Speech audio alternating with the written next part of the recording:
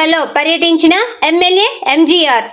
పాతపట్నం మండలంలోని తుఫాన్ ప్రభావిత ప్రాంతాలైన అత్తిసూరి కవిటి, చాకిపల్లి, రౌతులక్ష్మీపురం, రొమదల, రొంపివలస తదితర గ్రామాలను అలాగే నష్టపోయిన పంట పొలాలను అధికారులతో కలిసి పరిశీలించిన పాతపట్నం నియోజకవర్గం శాసనసభ్యులు, అసెంబ్లీ ప్రివిలేజ్ కమిటీ మెంబర్ మామిడి గోవిందరావు నష్టపోయిన పంట పొలాలకు ప్రభుత్వమే బాధ్యత వహిస్తుందని సంబంధిత రైతులకు ఎమ్మెల్యే భరోసా కల్పించారు.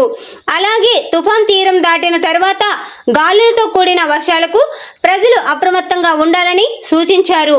అదేవిధంగా అధికారులు అందుబాటులో ఉంటూ పునరావాస కేంద్రాల్లో ఉన్నవారికి అన్ని రకాల సదుపాయాలను కల్పించాలని ఆదేశించారు. పరిశీలించిన వారిలో తహసీల్దార్, ఎంపీడీఓ, వ్యవసాయ అధికారి తదితరులు పాల్గొన్నారు.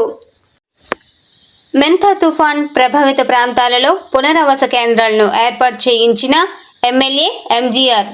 తుఫాన్ తాకిడిని ఎదుర్కొనేందుకు సిద్ధమైన పాతపట్నం నియోజకవర్గంలో పునరావాస కేంద్రాల వివరములు. పాతపట్నం నియోజకవర్గం కేంద్రంలో గవర్నమెంట్ జూనియర్ కళాశాల. Phone number 8897570765, 8985521861, 9052737749. Government high school Duvvari వీధి. Phone number 8897570765, 8985521861, 9052737749. మెలియపుట్టి మండలం పడ్డ గ్రామంలో MPP school. Phone number 8897046447. Peddamadi గ్రామంలో GTWA HS school. Phone number 7780416609.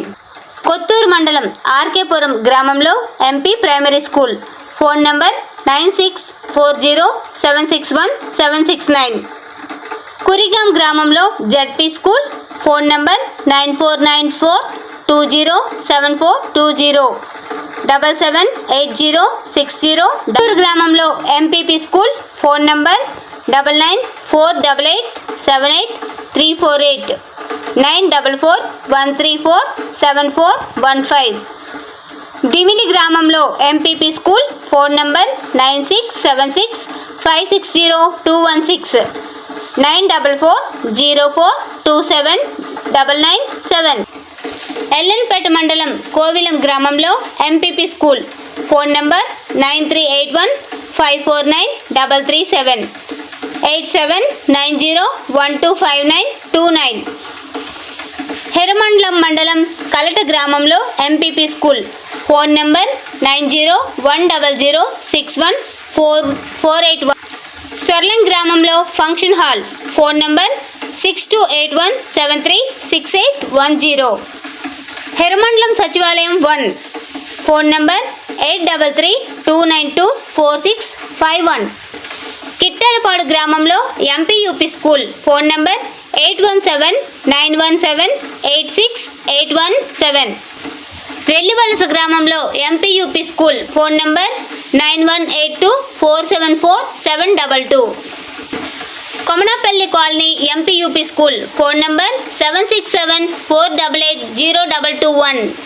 పిండ్రువాడ గ్రామంలో ఎంపీయూపీ స్కూల్. Phone number 9533457964. ఎమ్మెల్పురం గ్రామం సచివాలయం.